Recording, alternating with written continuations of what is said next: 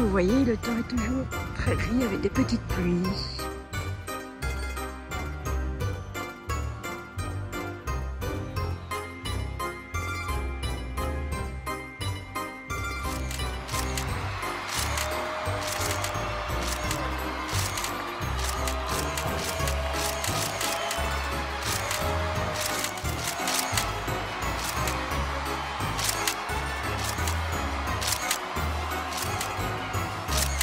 Non mais, redescends mon gars.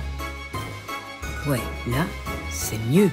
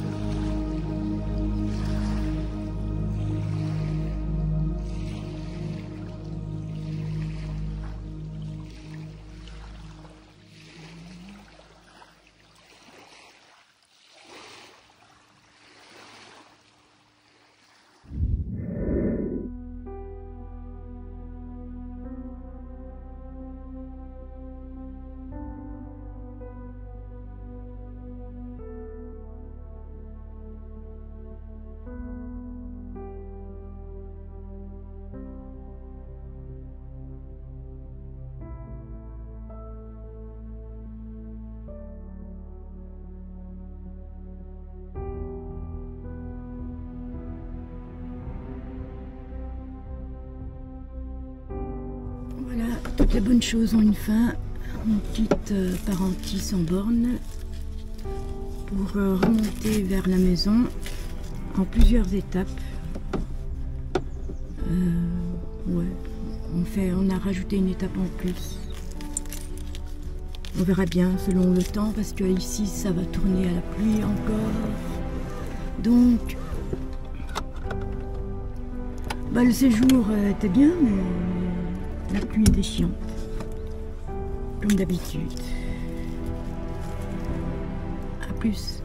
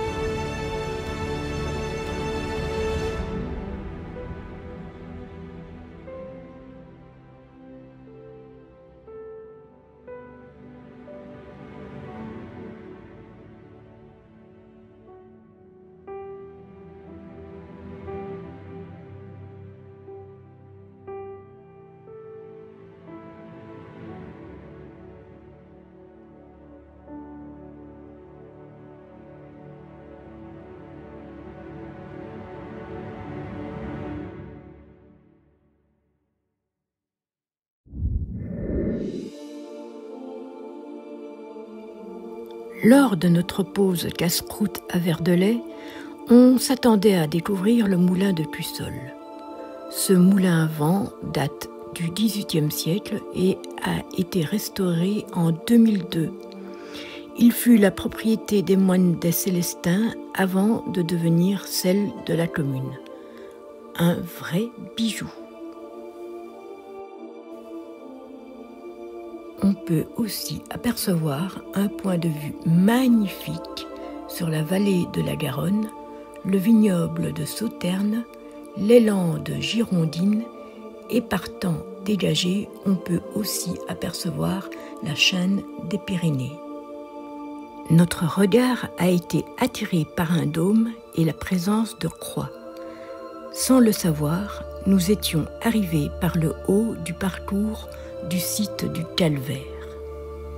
Nous sommes allés voir, mais malheureusement, par manque de temps, je n'ai pas pu filmer le début du parcours, mais seulement 7 des 14 stations du chemin de croix du Christ.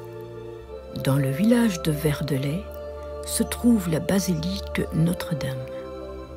Et non loin de là, le cimetière qui abrite la tombe de Toulouse-Lautrec. Le début du parcours commence donc en bas de la colline par la chapelle de la Sainte-Agonie et se termine en haut par la chapelle du Saint-Sépulcre et le Calvaire. Attention, le parcours est assez physique. Ensuite, on poursuit avec les 14 petites chapelles datant du XIXe siècle, de style néogothique et abritant chacune une scène différente du chemin de croix du Christ. Mais avant, au XVIIe siècle, il y a eu un premier parcours créé par le père Proust avec seulement 4 chapelles et partant de Saint-Macaire jusqu'au monastère de Verdelais. Ce deuxième calvaire a été créé par le cardinal Donnet et les reliefs des différentes scènes sont du sculpteur Martial Clerc. Chaque chapelle a au plafond une clé de voûte avec l'armoirie des différentes familles qui ont contribué à leur construction. En découvrant les 14 stations du chemin de croix, on entame ce parcours comme une sorte de BD à ciel ouvert. Voici les 7 premières stations que je n'ai pas filmées. La première station montre Jésus condamné à mort. À la deuxième, on voit Jésus chargé de sa croix. La troisième montre Jésus tombant pour la première fois. La quatrième montre Jésus rencontrant Marie. À la cinquième, on voit Simon aider Jésus à porter la croix. La sixième est celle de Véronique essuyant le visage du Christ. À la septième, Jésus tombe pour la deuxième fois. Allez, à partir d'ici, ce sont mes images.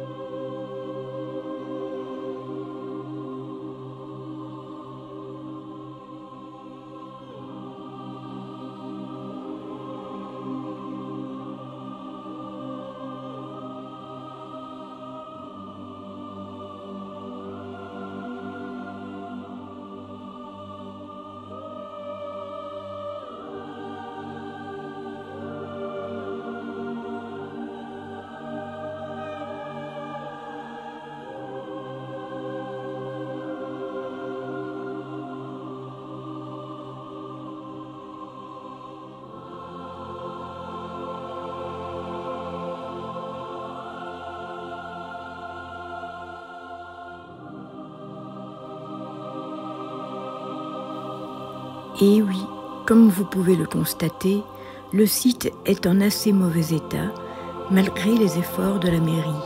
Mais tout cela coûte très très cher à restaurer. Si ça vous intéresse, vous trouverez plus d'infos sur Internet en tapant « Site du Calvaire à Verdelais ».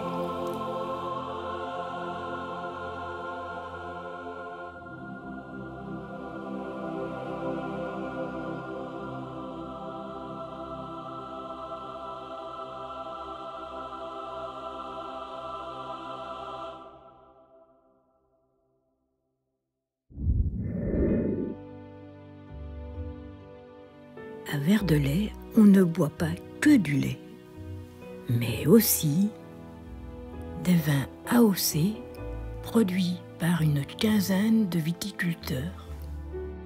Cela va du vin blanc sec aromatique et fruité au vin blanc liquoreux, des vins rosés éclairés de Bordeaux et des vins rouges d'AOC Bordeaux, Bordeaux Sup et Première Côte de Bordeaux. Dans cette région, vous trouverez toujours une cave pour vous accueillir et déguster tous ces magnifiques vins. Pour plus d'infos, rendez-vous sur le site verdelais.fr, rubrique Vie économique, les viticulteurs de Verdelais.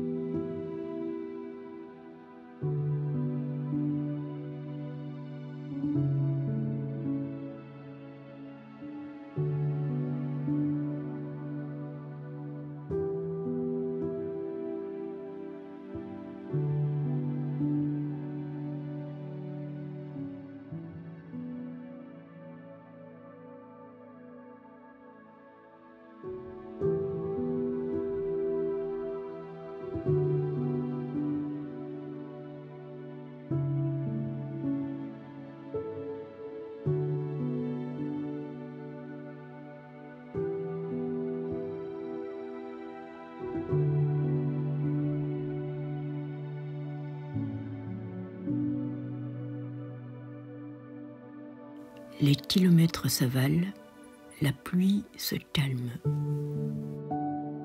Mais le sort en a décidé autrement à l'entrée de Sourzac. Oh non, non, non! Non, non!